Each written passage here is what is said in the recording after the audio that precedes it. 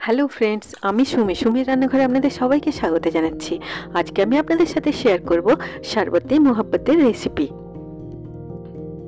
এটার নামের মধ্যেই অনেক ভালোবাসা আর মিষ্টতা লুকিয়ে আছে, আর এটা খুব কম পরিশ্রমে হয়ে যায়, কিন্তু এটার ইউনিক টেস্ট আমাদের মন প্রাণ জুড়িয়ে দেয়।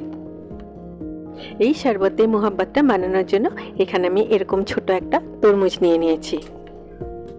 এবারে তরমুজটা কেটে ছোট ছোট টুকরো করে নিচ্ছি।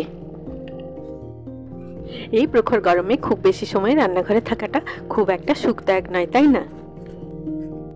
তাই আগুনের কাছে না গিয়ে এই শরবতটা আপনারা খুব সহজেই বানিয়ে নিতে পারবেন, আর এটা খেতে এতটাই সুন্দর হয় যে এক গ্লাস খেয়ে কারোরই মন ভরবে না। দেখুন, তরমুজটা এরকম ছোট ছোট টুকরো বানিয়ে নিলাম।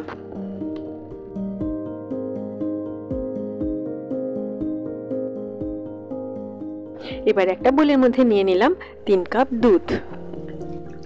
এই দুধটাকে আমি মিনিট 5 মতো ফুটিয়ে একটু ঘন করে নিয়েছি। দেখুন, দুধের কনসিস্টেন্সিটা ঠিক এরকম একটু ঘন হবে। এবার এর মধ্যে দিয়ে দিলাম 2 table spoon condensed milk. Condensed milk না দিতে চাইলে আপনারা দুধটা ফোটানোর সময় দুধটাতে 3 টেবিল স্পুন মিল্ক পাউডার দিয়ে দিতে পারেন। এবারে সব উপকরণগুলোকে খুব ভালোভাবে মিশিয়ে নিলাম। এবার এর মধ্যে দিয়ে দিলাম 3 টেবিল স্পুন রোজ সিরাপ। আপনারা রুয়াবজাও দিতে পারেন। রোজ সিরাপ, কনডেন্সড মিল্ক আর তরমুজেই এটা মিষ্টি হয়ে যাবে, আলাদা করে মিষ্টি দেওয়ার দরকার পড়বে না। এবারে রোজ সিরাপটাকেও দুধের সাথে খুব ভালোভাবে মিশিয়ে নিলাম। এবার এর মধ্যে দিয়ে দিলাম কেটে রাখা তরমুজের ছোট টুকরোগুলো। আমি একটা ছোট তরমুজ নিয়েছিলাম, তাই গার্নিশ করার জন্য একটুখানি রেখে দিয়ে বাকি সবটাই দিয়ে দিলাম।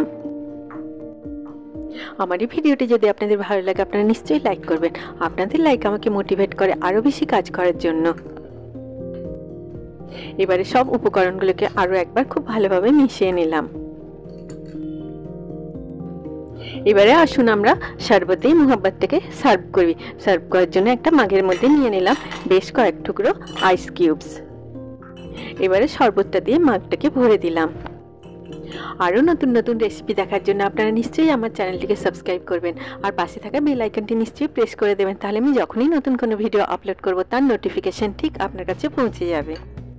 এই শরবতটা বানানো খুবই সহজ, কিন্তু এটা খেতে এতটাই সুস্বাদু হয় যে আপনারা না খেলে সেটা বুঝতে পারবেন না। ওপর থেকে সাজিয়ে দিলাম বেশ কিছুগুলো তরমুজের টুকরো দিয়ে। খুব সুস্বাদু আর মন প্রাণ ঠান্ডা করা শরবতে মোহাব্বত রেডি হয়ে গেল।